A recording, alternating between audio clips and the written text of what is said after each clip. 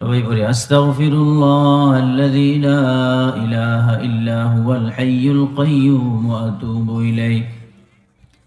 আস্তাগফিরুল্লাহ আল্লাযী লা ইলাহা ইল্লা হুয়াল হাইয়ুল কাইয়্যুম ওয়া আতুবু ইলাইহি।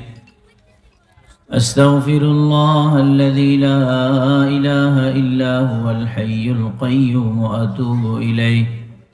لا حول ولا قوة إلا بالله العلي العظيم।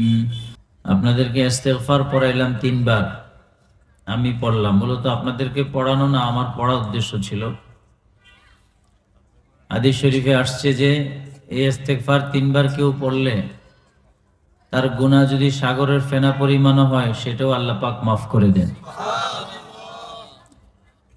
কাজেই কথা বলার আগে আল্লাহর কাছে একটু মাপ চেয়ে নিলাম, আপনারাও কথা শোনার আগে আল্লাহর কাছে একটু মাপ চেয়ে নিলেন। আল্লাহ পাক যদি আমাদের উভয় গ্রুপকে ক্ষমা করে দেন তাহলে এর চাইতে আর পাওয়ার, আর বেশি কিছু পাওয়ার আর দরকার আছে? সবচেয়ে বড় চাওয়া হলো মাফ চাওয়া, সবচেয়ে বড় পাওয়া হলো মাফ পাওয়া। সবচেয়ে বড় সমস্যা দুনিয়ার গুনাহ, সমাধান হলো গুনাহ মাফ হয়ে যাওয়া।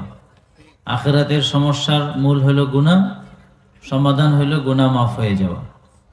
এটা যদি হয়ে যায় তাহলে আর কিছু লাগে না।